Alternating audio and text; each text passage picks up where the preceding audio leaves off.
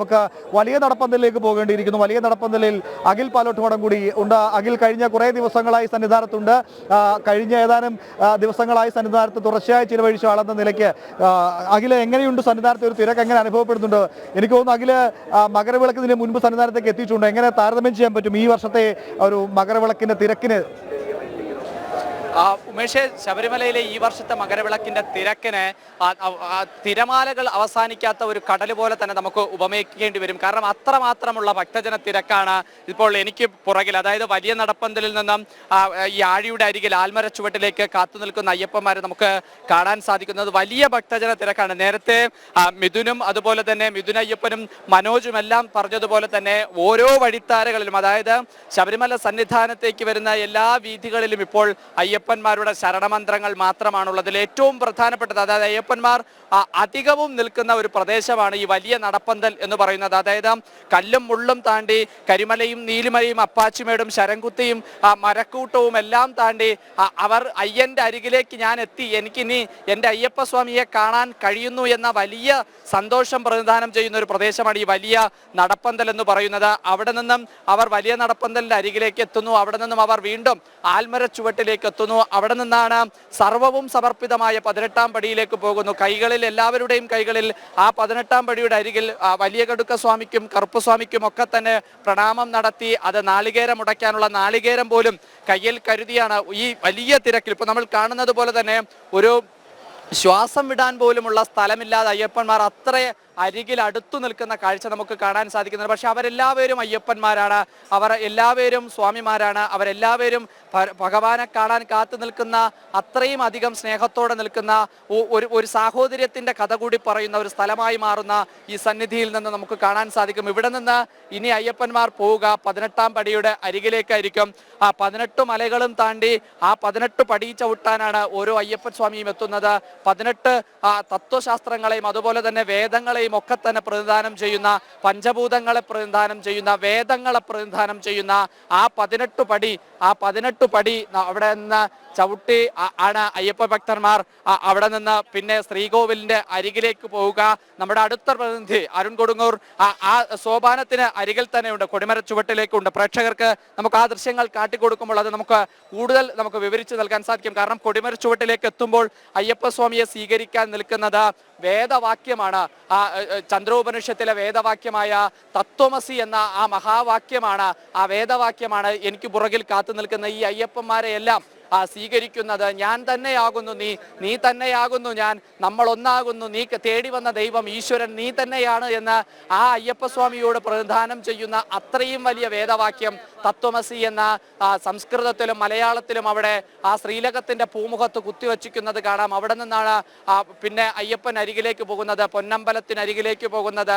ചിന്മുദ്രാങ്കിതമായിരിക്കുന്ന അയ്യപ്പസ്വാമിയെ ഒരു നോക്ക് കാണാൻ കഴിഞ്ഞ തവണ കോടതി പോലും പറഞ്ഞത് 15 സെക്കൻഡാണ് ഒരു അയ്യപ്പസ്വാമിക്ക് ആ വിഗ്രഹത്തെ കണ്ട് തൊഴാൻ സാധിക്കുന്നത്. അത് ചിലപ്പോൾ നെയ്യഭിഷേകം നടത്തുന്ന അയ്യപ്പസ്വാമിയായിരിക്കാം, ചിലപ്പോൾ കളഭാഭിഷേകം നടത്തുന്ന അയ്യപ്പസ്വാമിയായിരിക്കാം, ചിലപ്പോൾ പുഷ്പാഭിഷേകം നടത്തുന്ന അയ്യപ്പസ്വാമിയായിരിക്കാം, ചിലപ്പോൾ കിരീടധാരനായി ഉഷപൂജയ്ക്കായി ഒരുക്കി വച്ചിരിക്കുന്ന അയ്യപ്പസ്വാമിയായിരിക്കാം. പക്ഷേ ഈ കാത്തു നിൽക്കുന്ന എല്ലാ അയ്യപ്പന്മാരുടെയും മനസ്സിലുള്ളത് തിരുവാഭരണ വിഭൂഷിതനായി മണികണ്ഠകുമാരനായി യോദ്ധാവായി നിൽക്കുന്ന ആ അയ്യപ്പസ്വാമിയെ കാണാൻ വേണ്ടിയാണ്.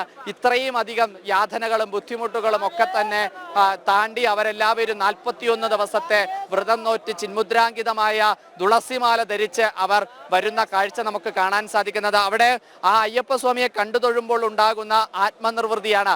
ആപൽബാന്ധകനായിട്ടുള്ള അനാഥക രക്ഷകനായിട്ടുള്ള ആ അയ്യപ്പസ്വാമിയെ കണ്ടു തൊഴുമ്പോൾ എൻ്റെ കഷ്ടങ്ങളും ദുഃഖങ്ങളും ദുരിതങ്ങളും എല്ലാം എനിക്ക് ഭഗവാനോട് പറയാൻ സാധിക്കുന്നു എന്ന ആത്മവിശ്വാസമാണ് ഈ നിൽക്കുന്ന മുഴുവൻ അയ്യപ്പ ഭക്തരുടെയും മനസ്സിലുള്ളത്. അവരുടെ എല്ലാം തലയിലിരിക്കുന്ന ഇരുമുടിക്കെട്ടുണ്ട്, അതിൽ നിറച്ചിരിക്കുന്ന നെയ്ത്തേങ്ങയുണ്ട്. ആ ജീവാത്മാവും പരമാത്മാവുമായിരിക്കുന്ന നെയ്ത്തേങ്ങയും നെയ്യുമുണ്ട്.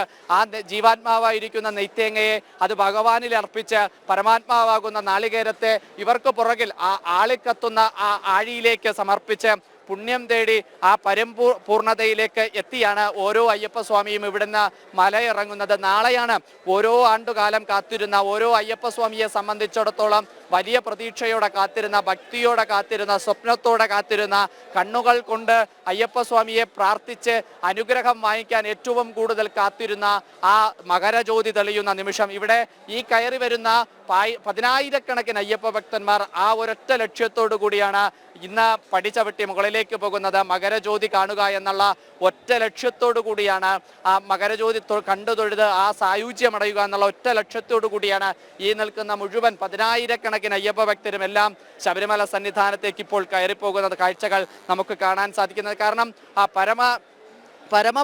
പ്രധാനമാണ് മകര ജ്യോതി തൊഴുക എന്ന് പറയുന്നത്. കാരണം ആ പൊന്നമ്പലമേട്ടിൽ ആ മകരജ്യോതി തെളിയുന്ന സമയത്ത്, ആ കൃഷ്ണപ്പരുന്ത് വട്ടമിട്ട് പറക്കുന്ന സമയത്ത്, മകരസംക്രാന്തിയുടെ ആ ദീപം തെളിയുന്ന സമയത്ത് നയനങ്ങൾ കണ്ട് നമ്മൾ തൊഴുന്ന ആ മകരജ്യോതി അത് അത്രയും അധികം ഭക്തിയുടെ സായുജ്യം പകരുന്നതാണ് എന്ന ഓരോ അയ്യപ്പസ്വാമിയുടെയും വിശ്വാസമാണ് ഇങ്ങനെ കാത്തു നിർത്താൻ, അല്ലെങ്കിൽ ഇങ്ങനെ പ്രായഭേദമന്യേ മുഴുവൻ അയ്യപ്പന്മാരെയും ഇങ്ങനെ ഒരു നോക്ക് അയ്യപ്പനെ കാണാൻ, അയ്യപ്പന്റെ മകരജ്യോതി കാണാൻ ഇങ്ങനെ കാത്തു നിർത്തുന്നത് എന്നതാണ് നമുക്ക് ഈ സന്നിധാനത്ത് നിന്ന് മനസ്സിലാക്കാൻ സാധിക്കുന്നത്. നേരത്തെ മനോജ് അയ്യപ്പന്മാരോട് സംസാരിക്കുന്ന സമയത്ത് അയ്യപ്പന്മാർ പറഞ്ഞതുപോലെ ഞങ്ങൾ ദിവസങ്ങളായി യാത്ര ചെയ്താണ് ഈ സന്നിധിയിലേക്ക് വരുന്നത്, ഞങ്ങൾ ദിവസങ്ങളായിട്ടുള്ള പ്രയത്നത്തിന്റെ ഫലമായിട്ടാണ് ഈ പൂങ്കാവനത്തിലേക്ക് എത്തുന്നത് എന്ന് അയ്യപ്പന്മാർ പറയുന്നുണ്ട്. അവർ അത്രയും അധികം സന്തോഷത്തോടു കൂടിയാണ് ഈ പൂങ്കാവനത്തിലേക്ക് എത്തുന്നത്. അവർ കാത്തു നിൽക്കുകയാണ് ഒരു നോക്ക് കാണാൻ. ഇതിൽ നിൽക്കുന്ന ചിലപ്പോൾ കുഞ്ഞു മാളികപ്പുറങ്ങളുണ്ട്, ആ ചെറിയ മണികണ്ഠ കുമാരന്മാരുണ്ട്, അമ്മമാരുണ്ട്. അവർക്കൊക്കെ തന്നെ ചിലപ്പോൾ അയ്യപ്പസ്വാമിയെ കാണുക എന്ന് പറയുന്നത്, അയ്യപ്പസ്വാമി അവരുടെ മനസ്സിൽ വിളഞ്ഞാടുക എന്ന് പറയുന്നത് പല രൂപത്തിലാണ് അവരുടെയൊക്കെ തന്നെ മനസ്സിലുള്ളത്. ആ രൂപങ്ങളിലൊക്കെ തന്നെ അയ്യപ്പസ്വാമി അവരിൽ പ്രത്യക്ഷപ്പെടുന്നു, അനുഗ്രഹം ചൊരിയുന്നു എന്നത് തന്നെയാണ് ഈ തത്വമസി പൊരുളായ അയ്യപ്പസ്വാമിയുടെ അരികിലേക്ക് എത്തുമ്പോൾ നമുക്ക് മനസ്സിലാക്കാൻ സാധിക്കുന്നത്. എന്തായാലും സജ്ജമായ ഒരു ക്രമീകരണം ഈ തിരുവാഭരണ ഈ ഘോഷയാത്രയുടെ ഭാഗമായും അതുപോലെ തന്നെ മകരവിളക്കിന്റെ ഭാഗമായും ഈ ശബരിമല സന്നിധാനത്ത് ഒരുക്കിയിട്ടുണ്ട്. അത് പോലീസ് സംവിധാനങ്ങളായാൽ പോലും, എനിക്ക് അരികിൽ കാണുന്ന RIFന്റെ ഉദ്യോഗസ്ഥരായാലും ഏകദേശം പല സേനാംഗങ്ങളുടെ നേതൃത്വത്തിൽ, അതായത് 5000-ൽ പരം സേനാംഗങ്ങളുടെ നേതൃത്വത്തിലാണ് ഇത്തവണ ഈ മകരവിളക്കിന് വേണ്ടി മാത്രമായി സുരക്ഷാ ക്രമീകരണങ്ങൾ ഒരുക്കിയിരിക്കുന്നത്. അത് പോലീസ് ഉദ്യോഗസ്ഥരുണ്ട്, ഫയർഫോഴ്സ് ഉദ്യോഗസ്ഥരുണ്ട്, RRF ഉദ്യോഗസ്ഥരുണ്ട്, CRPF ഉദ്യോഗസ്ഥരുണ്ട്, വിവിധ കേന്ദ്ര സേനാംഗങ്ങളുണ്ട്. അങ്ങനെ വിവിധങ്ങളായ കേന്ദ്ര സേനാംഗങ്ങളുടെയും ഒക്കെ തന്നെ നേതൃത്വത്തിലാണ് ഇത്തവണത്തെ മകരവിളക്കിന്റെ സുരക്ഷാ ക്രമീകരണങ്ങൾ അതീവ ജാഗ്രതയോടുകൂടി തന്നെ ഏർപ്പെടുത്തുന്നത്. ഞാൻ നേരത്തെ സൂചിപ്പിച്ചതുപോലെ തന്നെ 5000-ൽ പരം പോലീസ് ഉദ്യോഗസ്ഥരാണ് ഇത്തവണ മകരവിളക്കിന് മുന്നോടിയായിട്ടുള്ള സുരക്ഷാ ക്രമീകരണങ്ങൾ ഏർപ്പെടുത്തുന്നത്. അതായത് ഈ സന്നിധാനം പരിസരത്ത് മാത്രം ഏകദേശം 1700-ഓളം പോലീസ് ഉദ്യോഗസ്ഥരാണ് ADGP R ശ്രീജിത്തിന്റെ നേതൃത്വത്തിലുള്ള സംഘം പ്രവർത്തിക്കുന്നുണ്ടാവുക. ഏകദേശം 800-ഓളം പോലീസ് ഉദ്യോഗസ്ഥർ റേഞ്ച് IG ആയിട്ടുള്ള മോഹൻ ശങ്കറിന്റെ നേതൃത്വത്തിൽ പമ്പയിൽ ഉണ്ടാകും. ഏകദേശം 750 പോലീസ് ഉദ്യോഗസ്ഥർ DIG ആയിട്ടുള്ള അജിത ബീജകത്തിന്റെ നേതൃത്വത്തിൽ. പോയാൽ അഖിലിന് നിർത്താൻ കഴിയുന്നില്ല. അഖിൽ ഇങ്ങനെ ശബരിമലയുടെ ഓരോ വിശേഷങ്ങളും ഓരോ കാര്യങ്ങളും ഇങ്ങനെ പറഞ്ഞു പോകണം.